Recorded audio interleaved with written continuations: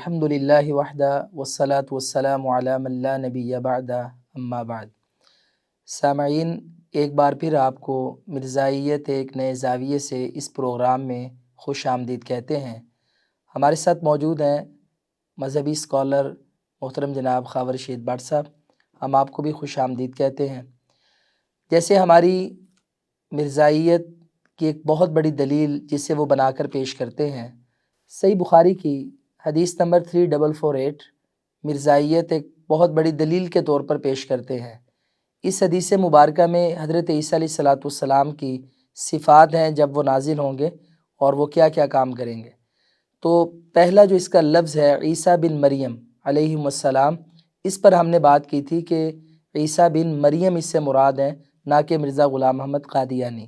اس حدیث مبارکہ میں جو دوسرا لفظ ہے نزول عیسیٰ، عیسیٰ علیہ السلام کے نزول کے حوالے سے ہم آج سیکھتے ہیں کہ قادیانی اس سے کیا مراد لیتے ہیں اور ہمارا نزول عیسیٰ کے حوالے سے کیا موقف ہے۔ تو اس حوالے سے ہم شیخ صاحب سے کچھ سیکھتے ہیں۔ بسم اللہ والصلاۃ والسلام علی رسول اللہ، اما بعد۔ جیسا کہ پچھلے پروگرام کے اندر ہم نے صحیح بخاری کی یہ حدیث جو ہے باقاعدہ عربی متن کے ساتھ پڑھ کر اور اس کا ترجمہ جو ہے وہ بھی سنایا تھا ناظرین کو۔ اس کے اندر پہلی بات تو یہ ہے کہ والذی نفسی بیدہ لینزلن فیکم ابن مریم، نبی علیہ الصلوۃ والسلام نے قسم اٹھا کر یہ بات فرمائی کہ عیسیٰ بن مریم تمہارے اندر ضرور نازل ہوں گے۔ آپ کو یاد ہوگا کہ میں نے پچھلے پروگرام کے اندر حمامۃ البشریٰ کا حوالہ دیا تھا، جو مرزا غلام محمد قادیانی کی کتاب ہے، کہ اس نے یہ کہا تھا کہ اگر کوئی بات قسم اٹھا کر کہی جائے تو اس کے اندر کوئی تویل نہیں ہو سکتی، استثناء نہیں ہو سکتا۔ اب نزول کے لفظ کے اوپر نبی علیہ الصلوۃ والسلام نے قسم اٹھا کر جو ہے یہ بات کہی ہے، والذی نفسی بیدہ لینزلن۔ اب مرزا غلام محمد قادیانی کے اصول کے مطابق تو نزول سے نزول ہی مراد ہوگا، کوئی تویل نہیں ہو سکتی۔ ایک تو ہم قادیانیوں کو اس طریقے سے سمجھانے کی کوشش کرتے ہیں کہ دیکھو تم جو نزول کی تعویل کرتے ہو وہ اصولی طور پر تمہاری تعویل درست نہیں بنتی، کیونکہ تمہارا جو نبی ہے جس کو تم نبی مانتے ہو اس نے یہ اصول پیش کیا ہے۔ دوسری بات، ہم نزول کے حوالے سے ان کو یہ سمجھاتے ہیں یا یہ بتاتے ہیں کہ نزول کا لفظی مطلب یہ ہوتا ہے کہ کسی بھی اونچی جگہ سے نیچے آنا، اترنا، ٹھیک ہے جی۔ لیکن قادیانی لوگ جو کہتے ہیں جی نہیں، نزول سے مراد جو ہے نا پیدا ہونا ہے۔ اچھا، پیدا ہونے کے اوپر جب آپ گفتگو کریں گے تو وہ کہیں گے جی نزول سے مراد جو ہے نا وہ دعویٰ کرنا ہے، یعنی یا پیدا ہونا وہ موقع محل کی مناسبت سے گفتگو کریں گے، بات کر دیں گے، یا وہ دعوے کے حوالے سے کہ دعویٰ کرنا اس سے مراد ہوتا ہے۔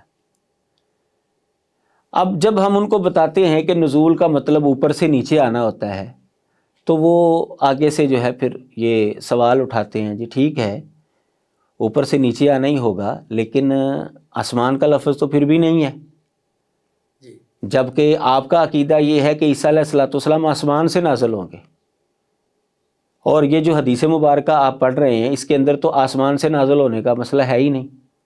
تو ہم پھر ان کو یہ بات سمجھاتے ہیں کہ یہ تمہاری بات درست ہے کہ یہاں پر آسمان سے نازل ہونے کا لفظ نہیں ہے، یہاں پر صرف نازل ہونے کی بات ہے، لیکن اگر کسی حدیث میں آسمان سے نازل ہونے کا لفظ مل جائے پھر تو ٹھیک ہے نا، بالکل وضاحت مل جائے، اگر وضاحت مل جائے پھر تو صحیح ہے نا جی، آسمان سے نازل ہوں گے۔ قادیانی لوگوں کا کہنا ہوتا ہے نہیں جی ایسی تو کوئی حدیث نہیں ملے گی، کسی حدیث میں ایسی بات نہیں ہے۔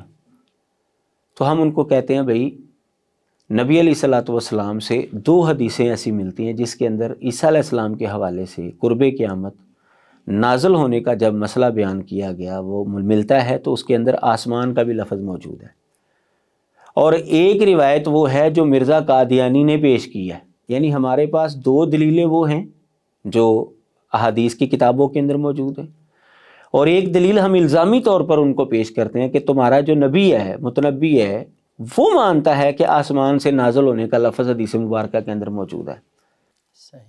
تو جب یہ 3 دلیلیں مل جائیں گی پھر تو ماننا چاہیے نا ان کو، پھر تو ان کو طویل نہیں کرنی چاہیے۔ اصولی طور پر جو پہلا جواب تھا اس کے مطابق بھی وہ طویل کرنے کے حقدار نہیں ہیں، نہ دعوے کا معنی لے سکتے ہیں نہ پیدا ہونے، نہ دعوے کا معنی، بالکل صحیح کیونکہ بات، ان کے مطابق قسم سے بات ہوئی ہے۔ قسم سے بات ہو تو اس کے اندر طویل ہو نہیں سکتی۔ اچھا، تو پھر وہ مطلب ہے کہ آگے سے کہیں گے جی وہ حدیث پیش کریں جی، کہاں پر ہے حدیث؟ تو میں نے وہ 2 حدیث اور ایک مرزا غلام محمد قادیانی کا حوالہ جو نوٹ کیا ہے میں ناظرین کے سامنے آپ کی وساطت سے رکھنا چاہتا ہوں۔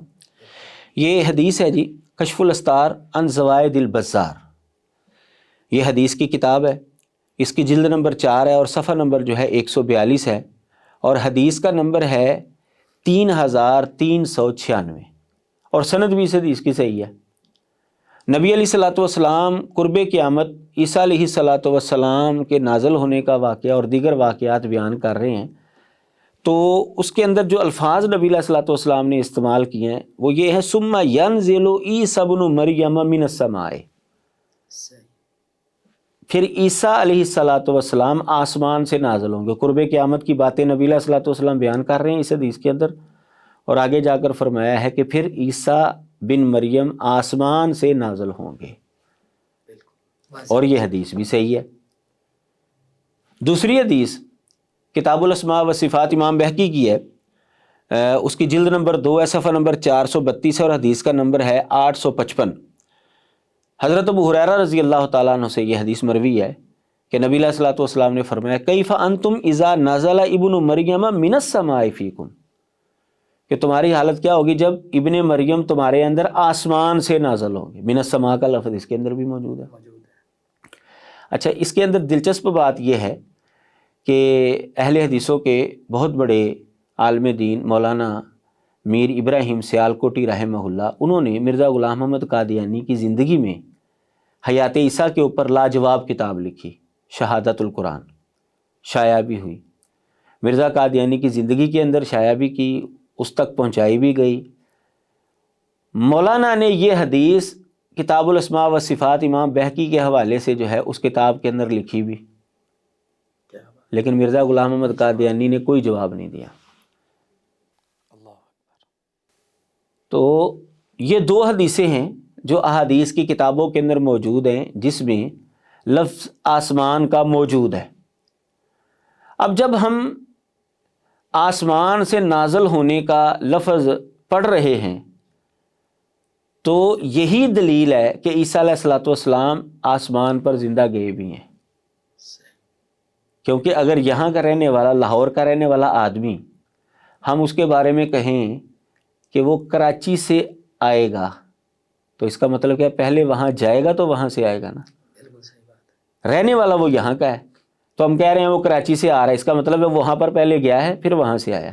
بلکہ ہم یہ بھی کہہ سکتے ہیں کہ فلاں بندہ چھت سے اتر رہا ہے، اس کا مطلب ہے چھت پہ چڑھا چھت پہ چڑھا ہے تو پھر اتر رہا ہے نا، بالکل صحیح۔ تو جب نبی علیہ الصلوۃ والسلام نے فرمایا کہ عیسیٰ علیہ الصلوۃ والسلام آسمان سے آئیں گے، اس کا مطلب کیا ہے کہ وہ پہلے گئے، کیونکہ وہ آسمان کے باسی تو ہے نہیں، زمین پہ وہ تو زمین کے باسی ہیں، انسان ہیں وہ، لیکن وقتی طور پر اللہ تعالیٰ نے معجزاتی طور پر ان کو آسمان پر اٹھا لیا اور قیامت کے قریب جو ہے وہ نازل ہوں گے۔ یعنی یہ حدیثیں ان کے زندہ آسمان پر جانے کی بھی دلیل ہے اور قرب قیامت آسمان سے اترنے کی بھی دلیل ہے۔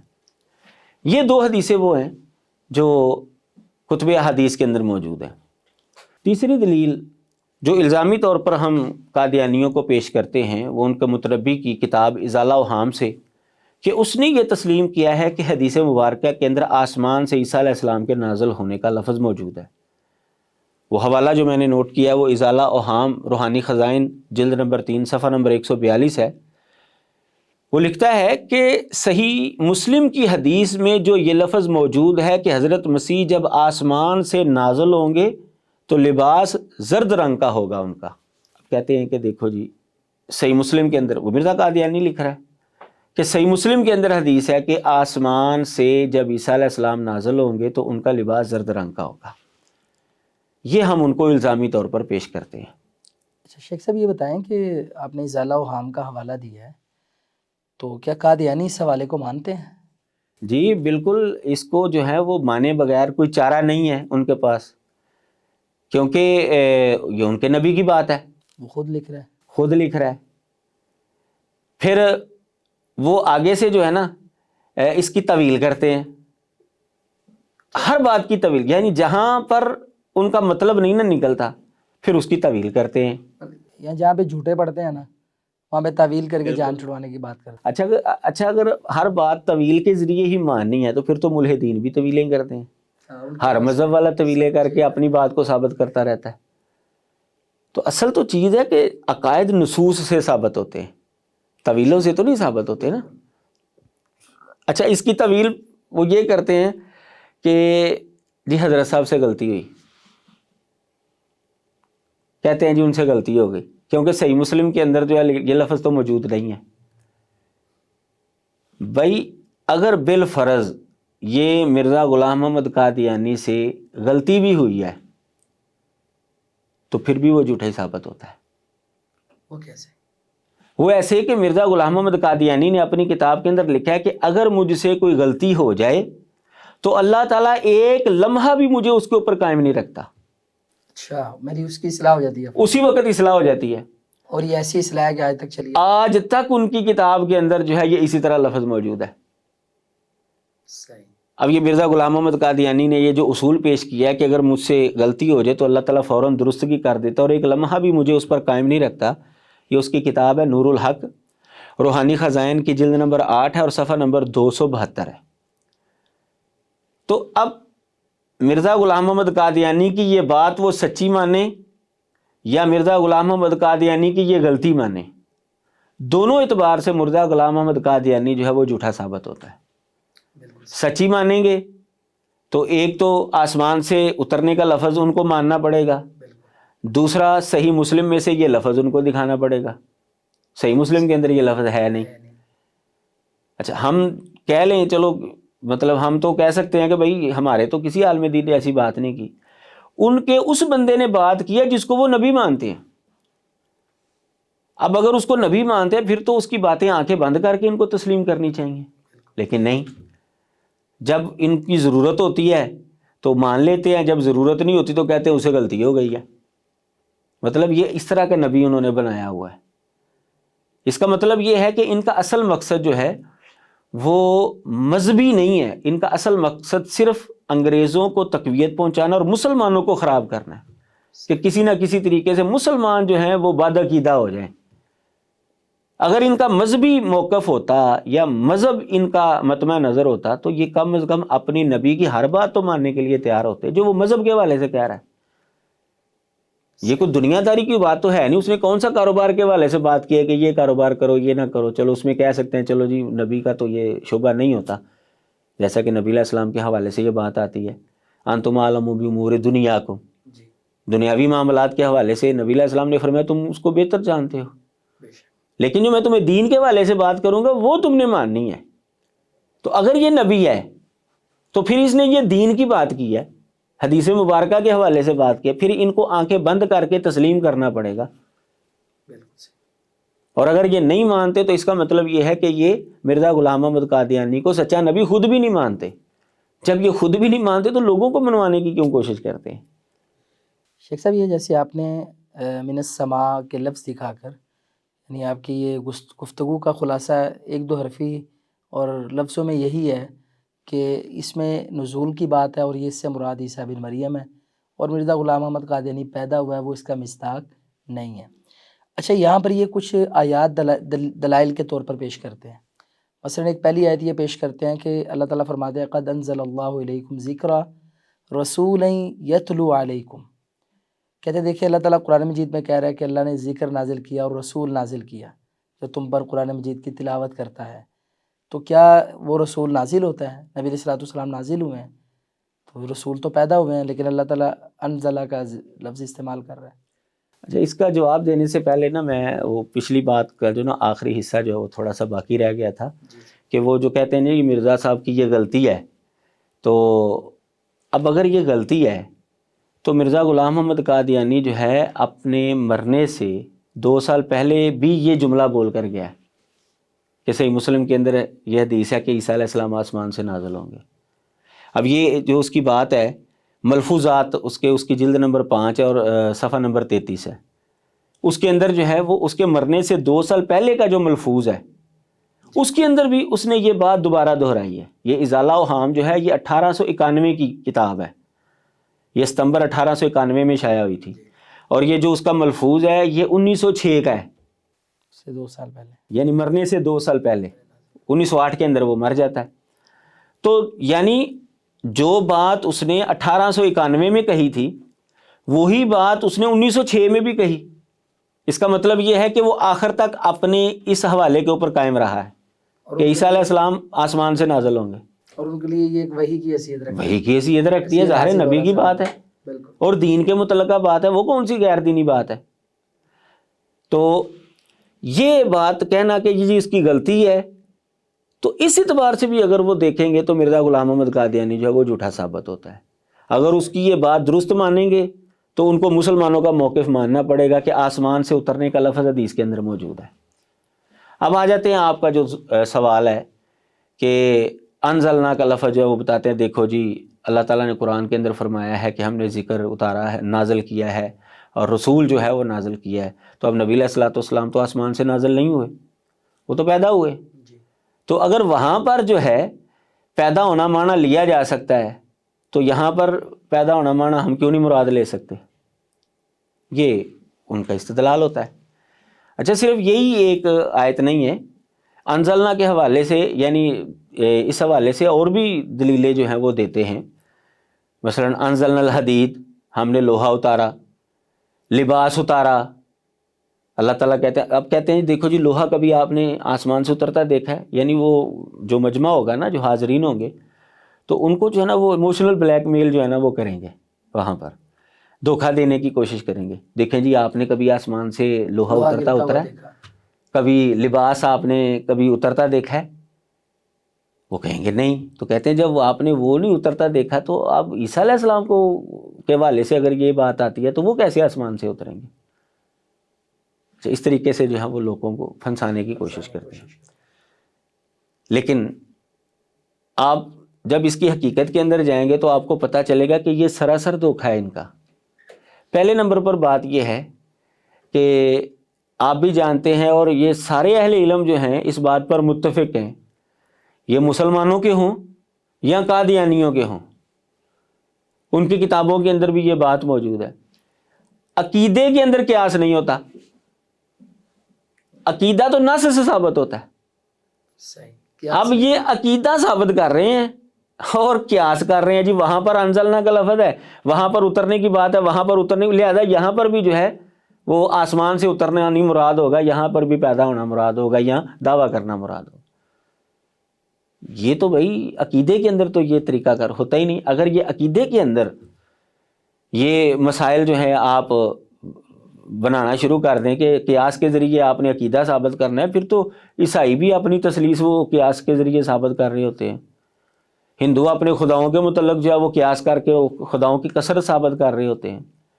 عقیدے کے اندر قیاس نہیں ہوتا, اس کے لیے نص چاہیے. نص چاہیے. قیاس کا تعلق فروعات کے ساتھ ہے, یہ پڑھی لکھی بات ہے, اس کے اندر اختلاف ہی نہیں, کیونکہ قیاس اجتہاد آپ کو پتہ ہے اس کا تعلق فروعات کے ساتھ ہوتا ہے. بالکل, عقیدے کے ساتھ ان چیزوں کا تعلق نہیں ہوتا. عقیدہ نص سے ثابت ہوتا ہے. تو کیا کسی نص کے اندر یہ بات موجود ہے کہ عیسیٰ علیہ الصلوۃ والسلام کے نزول کا مطلب یہ ہے کہ وہ پیدا ہوں گے یا وہ دعویٰ کریں گے؟ یہ کسی نص کے اندر نہیں ہے. بالکل, پہلے نمبر پر تو پوائنٹ یہ ہے. اچھا, دوسری بات یہ ہے کہ آپ جتنی بھی ان کے دلائل سنیں گے نا وہ سارے باب افعال کے ہوں گے. ثلاثی مزید فی کا لفظ ہوگا, انزلنا کا لفظ ہوگا, انزلہ ینزل سے لفظ ہوگا. اور عیسیٰ علیہ السلام کے حوالے سے جو لفظ آپ پڑھیں گے نا جس بھی حدیث میں کہ وہ نازل ہوں گے, وہاں پر نازلہ کا لفظ ہوگا, ثلاثی مجرد کا لفظ ہوگا.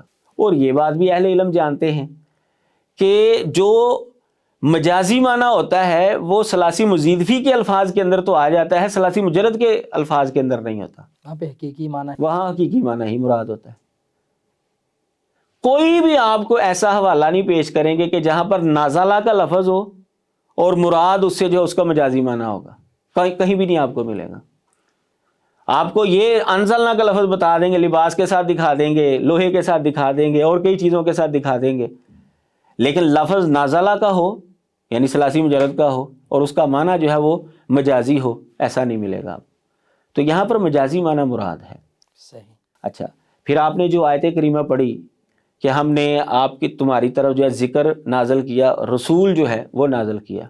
اگر آپ قرآن مجید کھولیں گے نا تو وہاں پر آپ کو پتہ چلے گا کہ ذکرہ کے اوپر آ کر آیت ختم ہو جاتی ہے. قد انزل اللہ علیکم ذکرا، ذکرہ یہاں پر آیت ختم ہے، رسول رسول سے اگلی آیت شروع ہو رہی ہے. اچھا، آپ جب قادیانی جب یہ آیت پڑھتے ہیں نا تو کٹھی پڑھ دیتے ہیں. اب وہ بیچارہ جو جس کا علم مطالعہ نہیں ہے وہ سمجھتا ہے کہ شاید یہ ایک ہی آیت کے اندر بات ہو رہی ہے. تو یہ ذکرہ کے اوپر آیت مکمل ہو جاتی ہے رسولن سے آگے.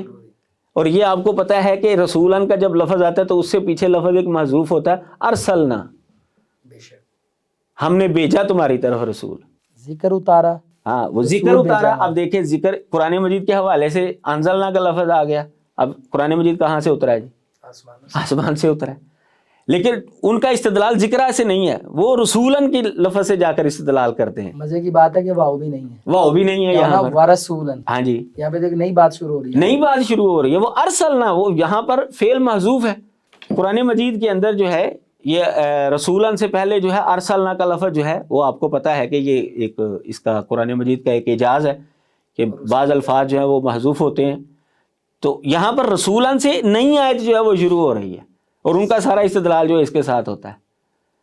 تو یہ سارا جو ہے نا وہ چکر دے رہے ہوتے ہیں عوام کو. تو حقیقت حال جو ہے وہ یہی ہے کہ عیسیٰ علیہ الصلوۃ والسلام نازل ہوں گے. اس کے اندر کوئی مجازی مفہوم نہیں ہے، اس کا یہ حقیقی معنی ہے. اور وہ آسمان سے نازل ہوں گے جیسا کہ حدیث مبارکہ کے اندر یہ بات موجود ہے. اور الزامی طور پر مرزا غلام محمد قادیانی بھی اس بات کو تسلیم کرتا ہے. اور ثابت یہ ہوا کہ مرزا غلام احمد قادیانی چونکہ پیدا ہوا ہے، نازل نہیں ہوا، وہ اس حدیث کا مصداق نہیں بن ہرگز سکتا. نہیں ہے. اسی حدیث مبارکہ میں جو آگے تیسری صفت ہے حاکمن عدلا، کہ عیسیٰ علیہ السلام جو ہے نا وہ عادل حکمران بھی ثابت ہوں گے اور ظلم کا خاتمہ کریں گے، عدل کا بول بالا کریں گے. تو یہ کیسے مرزا غلام احمد قادیانی کے ساتھ اس کو بھی فٹ کرتے ہیں؟ اس نے کس ظلم کا خاتمہ کیا اور وہ عادل حکمران کیسا تھا؟ یہاں پر بھی وہ طویل سے کام لیتے ہیں. اس کا ایک جواب تو وہی مرزا غلام محمد قادیانی کے اصول کے اعتبار سے حمامۃ البشریٰ کا حوالہ کہ جو قسم اٹھا کر بات کہی جائے اس کے اندر طویل نہیں ہو سکتی. ٹھیک ہے جی، یہ اس کا اصول ہے. اب وہ جانے تو اس کے ماننے والے جانے، ہمیں کوئی مسئلہ نہیں ہے. لیکن خیر چونکہ ان کا وہ نبی ہے، ان کے خلاف تو ہم اس کو پیش کر سکتے ہیں نا جی الزامی طور پر. تو پہلا جواب تو اس کا یہ ہے کہ بھئی تمہارے نبی کے مطابق جو ہے اس کے اندر طویل نہیں ہو سکتی. وہ طویل اس کی کرتے ہیں جی، اس سے مراد یہ ہے کہ وہ اختلافی مسئلوں کا فیصل ہوگا. جو مسلمانوں کے آپسی اختلافی مسئلے ہیں، یہ جو مسلکی ہمارے اختلافات ہیں نا جی، یہ ان کو حل کرنے والا جو ہے نا وہ ہوگا. یہ اس کی طویل کرتے ہیں. لیکن مرزا غلام محمد قادیانی کو اپنے اس طویل کی کمزوری کا علم تھا، اسی لیے وہ مجبور ہو گیا یہ کہنے پر کہ ممکن ہے مستقبل کے اندر کوئی ایسا مسیح بھی نازل ہو جس کے اوپر حدیث کے ظاہری الفاظ جو ہیں وہ فٹ آتے ہوں، کیونکہ یہ عاجز تو ظاہری حکمرانی کے ساتھ نہیں بھیجا گیا. یہ تو میرا خیال ہے کہ ان کا کسی کونسلر بھی نہیں تھا نا، کونسلر غلام تھا انگریزوں کے متحد تھا وہ. اور یہ اقرار کر رہے ہیں. اب یہ ازالہ اوہام میں حوالہ آپ کو پڑھ کر جو ہے وہ سنا دیتا ہوں. ازالہ اوہام اس کی کتاب ہے، روحانی خزائن کی جلد نمبر 3 ہے، صفحہ نمبر 197 اور 198 پر جو ہے اس نے یہ بات کی ہے کہ ممکن ہے کسی زمانے میں کوئی ایسا مسیح بھی آ جائے جس پر حدیثوں کے بعد ظاہری الفاظ صادق آ سکے، کیونکہ یہ عاجز تو اس دنیا کی حکومت اور بادشاہت کے ساتھ نہیں آیا. یعنی وہ سمجھ رہا تھا، اس کو پتہ تھا کہ اس حدیث کے اندر جو حاکمن عدلن کا مسئلہ آیا ہے نا، لفظ آیا ہے، وہ ظاہری حکمرانی کے متعلق آیا ہے. اور وہ چونکہ ظاہر حکمران تھا ہی نہیں، وہ مطلب پوری ملک کے اوپر یا مسلمانوں کے اوپر حکومت کی بات تو دور ہے، وہ تو اپنے علاقے کا بھی حکمران نہیں تھا. تو وہ یہ جو ہے وہ اپنی اس کمزوری کو مان رہا تھا. لیکن قادیانی لوگ جو اس کو تسلیم کرنے کے لیے تیار نہیں ہوں گے. وہ یہی کہیں گے جی حضرت صاحب سے غلطی ہو گئی ہے.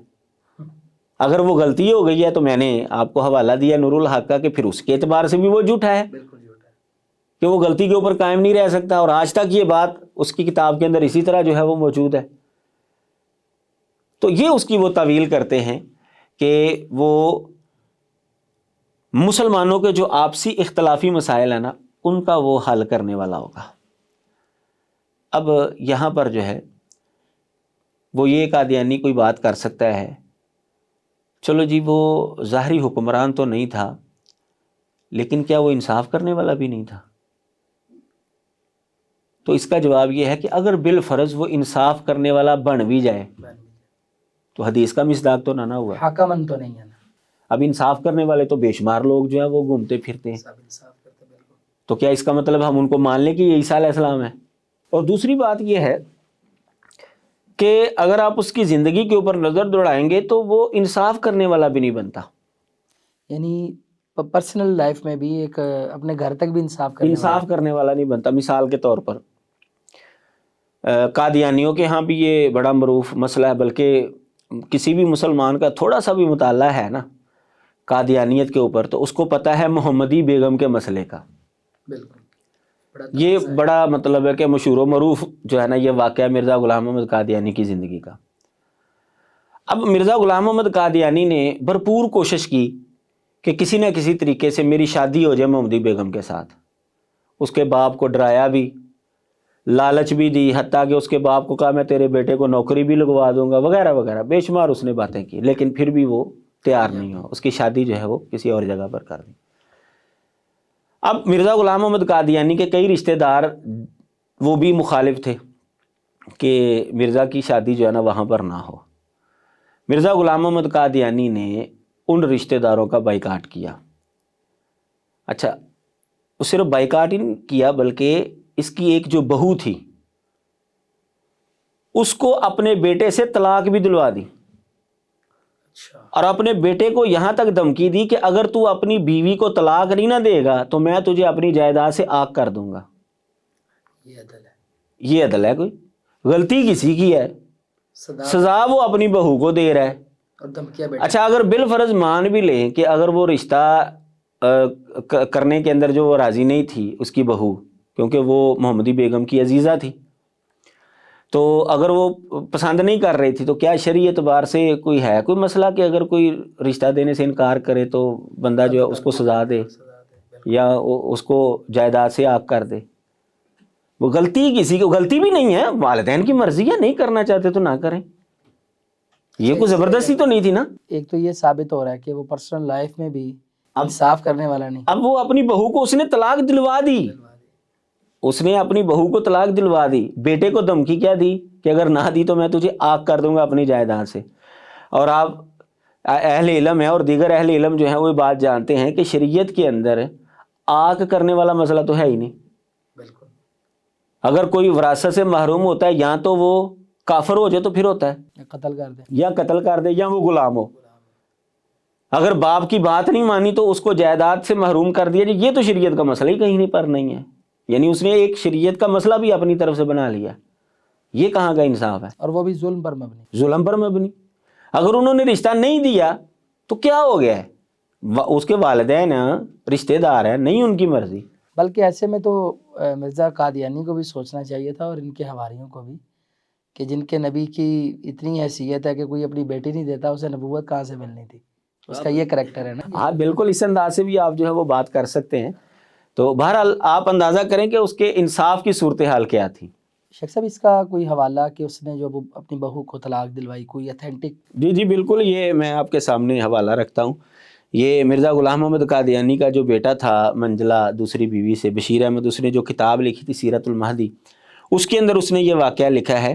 اس کا صفحہ نمبر جو ہے وہ 29 ہے اور پہلا حصہ ہے، اور جو روایت نمبر اس نے لکھی ہے وہ 37 ہے۔ اس کے اندر جو ہے نا اس نے یہ بات لکھی ہے کہ جب یہ محمدی بیگم کا مسئلہ اٹھا تو ابا جی نے جو ہے نا فضل احمد، جو مرزا غلام محمد قادیانی کی پہلی بیوی کے 2 بیٹے تھے، سلطان احمد اور فضل احمد، تو فضل احمد کی شادی جو ہے نا وہ محمدی بیگم کی عزیزہ کے ساتھ جو ہے وہ ہوئی تھی۔ تو اس کو کہا تھا کہ بھئی اس کو طلاق دے دو، اگر تو نے طلاق نہ دی تو میں تجھے آگ کر دوں گا، تو پھر اس نے طلاق دے دی۔ تو یہ سیرت المہدی کا جو ہے یہ حوالہ موجود ہے۔ دوسری بات جو میں آپ کے سامنے رکھتا ہوں مرزا غلام محمد قادیانی کے انصاف کے متعلق کہ اس کی جو پہلی شادی ہوئی تھی نا وہ اس کے ماموں کی بیٹی حرمت بی بی سے ہوئی تھی 1856 کے اندر، تقریباً اس کی 16-17 سال عمر تھی مرزا غلام محمد قادیانی. تو اسے شروع سے ہی اس کے ساتھ دلی رغبت نہیں تھی، اس کے باوجود 2 بیٹے جو ہیں وہ پیدا ہو گئے، لیکن ساری زندگی جو ہے نا وہ معلقہ رہی. اور قرآن مجید کے اندر جو ہے یہ صریحاً جو ہے یہ ممانعت موجود ہے کہ خاتون کو معلقہ نہ چھوڑے. نہ اس کو بساتا تھا نہ اس کو فارغ کرتا تھا.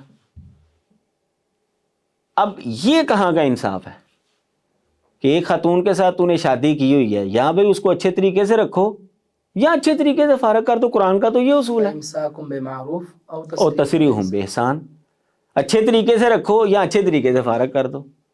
بلکہ عورتوں کو اس عذاب سے نجات دلانے کے لیے قرآن نے 4 ماہ کی زیادہ زیادہ مدت دے دی. الہ کی صورت جو ہے وہ بیان کی ہے.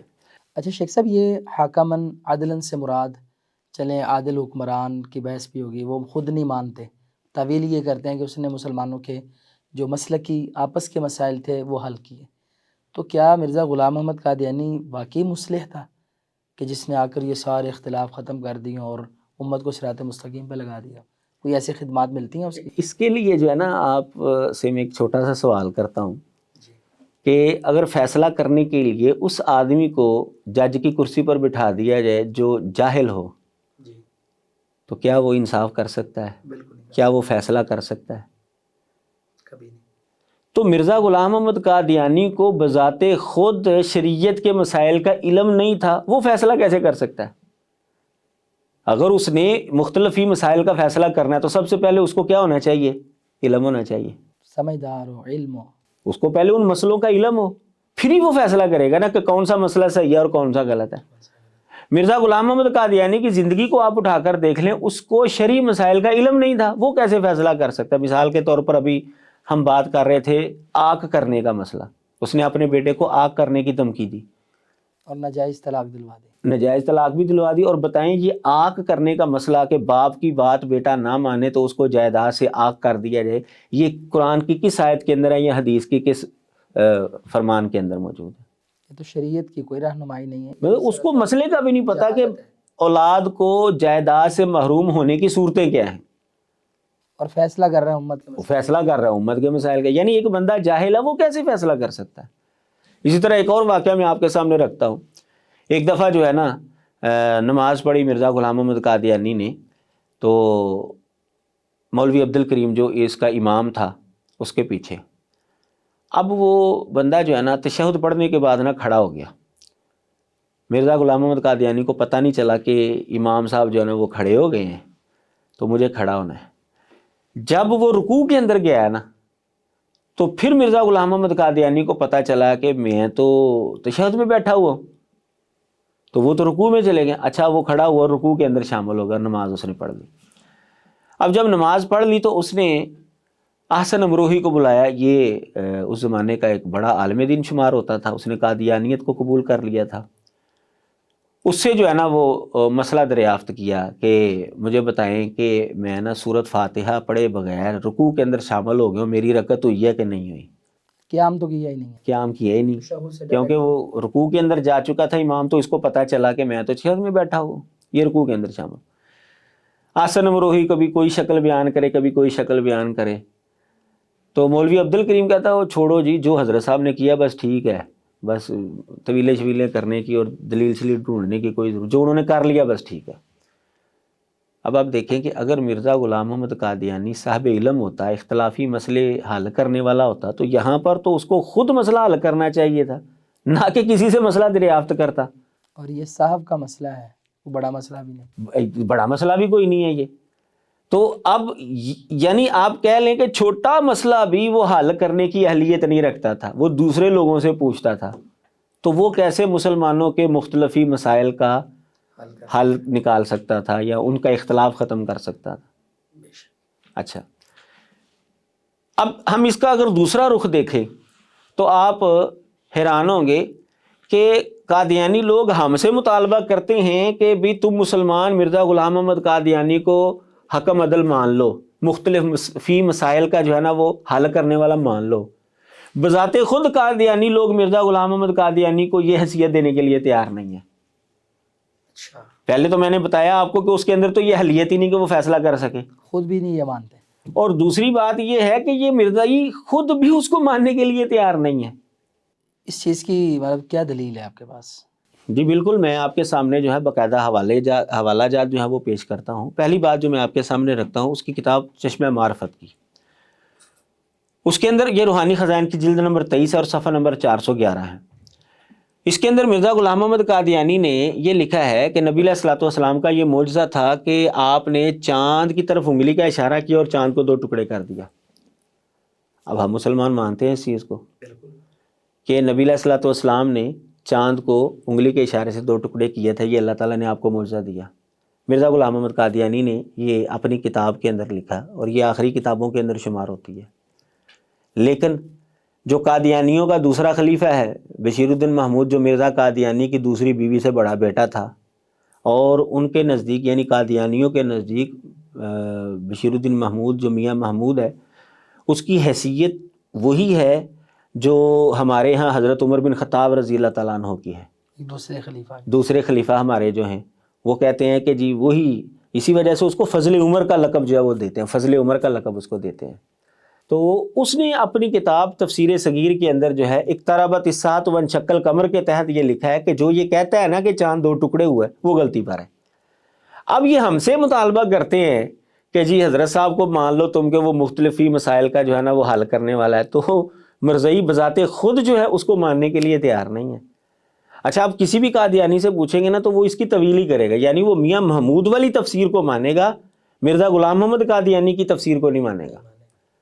تو اب وہ اس کو ماننے کے لیے تیار نہیں, تو ہم سے کیوں مطالبہ کرتے ہیں؟ تو اس کا مطلب یہ ہے کہ مرزا غلام محمد قادیانی کے اندر یہ صفات نہیں پائی جاتی تھی جو حدیث مبارکہ کے اندر ہیں. بلکہ اگر ہم یہ بات کریں یہاں پر کہ اگر یہ امت میں اتنے اختلافات مٹانے والا تھا اور مصلح تھا, یہ اس سے مراد دے رہے ہیں, تو اس کے اپنے جانے کے بعد ان کے فرقے کیوں ہوئے؟ بالکل ان کے اندر ٹکڑوں میں بدلے, عقائد, نظریات, اور آپ تفسیر کا بھی حوالہ دے رہے ہیں, تو اس سے تو بالکل بھی مصداق نہیں بنتا نا, یعنی جس نے اپنے ہی گھر کی صفائی نہیں کی. بالکل, بلکہ مرزا غلام محمد قادیانی کی زندگی کے اندر بھی بعض ایسے قادیانی تھے جو اس کے ساتھ اختلاف رکھتے تھے بعض مسائل کے اندر. تو اب میں ایک اور مثال آپ کے سامنے رکھتا ہوں. وَمُبَشِّرًا بِرَسُولٍ يَأْتِي مِن بَعْدِهِ اسْمُهُ احمد, سورہ صف کی جو آیت مبارکہ ہے, حضرت عیسیٰ علیہ السلام نے اپنے بعد ایک احمد نبی کے آنے کی خوشخبری سنائی. مرزا غلام محمد قادیانی کہتا ہے کہ یہ نبی علیہ الصلوۃ والسلام کے حوالے سے ہے. بشیر الدین محمود کہتا ہے کہ یہ مرزا غلام محمد قادیانی کے حوالے سے ہے. یعنی مرزا قادیانی کو یہ حکم عدل ماننے کے لیے تیار نہیں ہے اور ہم سے مطالبہ کر رہے ہیں. بالکل صحیح بات ہے. اچھا, مزید اگر آپ یہ دیکھیں, مرزا غلام محمد قادیانی نے اپنی ایک کتاب کے اندر یہ بھی لکھا ہے کہ نبی علیہ الصلوۃ والسلام, یہ اچھا وہ کتاب بھی وہ جو اس نے بالکل آخری دن لکھی, پیغام صلح, وہ کتاب مکمل کرنے کے بعد بیمار ہوا اور اگلے دن وہ فوت ہو گیا. پیغام صلح کتاب ہے اس کی, اس کے اندر لکھتا ہے کہ رسول اللہ صلی اللہ علیہ وسلم کا والد جو ہے نا وہ آپ کی پیدائش کے چند دن بعد فوت ہوا ہے.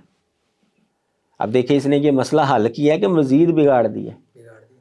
اب کسی بھی مسلمان سے پوچھیں کہ نبی علیہ الصلوۃ والسلام کا والد کب فوت ہوا تھا, تو وہ کہے گا نبی علیہ السلام کی پیدائش سے پہلے. آپ یتیم پیدا ہوئے تھے. اور یہ لکھ رہا ہے کہ آپ کی پیدائش کے چند دن بعد نبی علیہ الصلوۃ والسلام کا جو والد ہے نا وہ فوت ہوا تھا. تو اب یہ مزید اختلاف ڈال رہا ہے, یہ اختلاف حل نہیں کر رہا. اس نے جو اپنی نبوت کا دعویٰ کر کے مسلمانوں کی جو کروڑوں کی تعداد تھی ان کو سب کو کافر قرار دے دیا. اس نے اختلاف حل کیا کہ اختلاف ڈالا ہے, اختلاف پیدا کیا. عیسیٰ علیہ الصلوۃ والسلام کا یعنی جو ختم نبوت کا مفہوم اتفاقی چلا آ رہا تھا اس کو اس نے بگاڑ دیا. عیسیٰ علیہ الصلوۃ والسلام کے نزول کا مسئلہ یہ اتفاقی چلا آ رہا تھا اس کو اس نے بگاڑ دیا. اب یہ اس نے یعنی عقائد کو جو ہے وہ بگاڑا ہے. اور جہاد جیسا مسئلہ اس کو اس نے ختم کر دیا انگریزوں کے پیچھے لگ. تو اب یہ بندہ کیسے مختلفی مسائل کا جو ہے وہ حل کرنے والا ہو سکتا ہے؟ تو حدیث مبارکہ کے اندر جو حکمن عدلن کا لفظ آتا ہے وہ نہ ظاہری اعتبار سے مرزا غلام محمد قادیانی پر فٹ آتا ہے اور نہ ہی اس اعتبار سے جو تعویل کے ذریعے قادیانی لوگ اس کو مصداق قرار دینا چاہتے ہیں، اس سے بھی دور دور اس کے اعتبار سے بھی تعلق مرزا غلام محمد قادیانی اس کے تحت نہیں آتا، جس سے یہ ہمیں بات واضح طور پر معلوم ہوتی ہے کہ مرزا غلام محمد قادیانی کے مسیح موعود ہونے کا دعویٰ بالکل جھوٹ پر مبنی ہے، حقیقت کے ساتھ اس کا کوئی تعلق نہیں ہے۔ ناظرین، آج ہم نے عیسیٰ علیہ الصلوۃ والسلام کے نزول اور آپ کا ایک عادل حکمران بن کے آنا، یہ جو صفات ہیں قرب قیامت جو پوری ہوں گی، مرزائیت جو اس کو مرزا غلام محمد قادیانی پہ فٹ کرنے کی کوشش کرتی ہے، اس سلسلے کی 2 ابحاث ہم نے شیخ محترم سے سماعت کی ہیں اور اس کا علمی اور مدلل جواب ہمیں عقلی، نقلی اور الزامی صورت میں ملا ہے۔ آپ ہمارے ساتھ رہیں، انشاءاللہ یہ سلسلہ جاری رہے گا۔ السلام علیکم ورحمۃ اللہ وبرکاتہ۔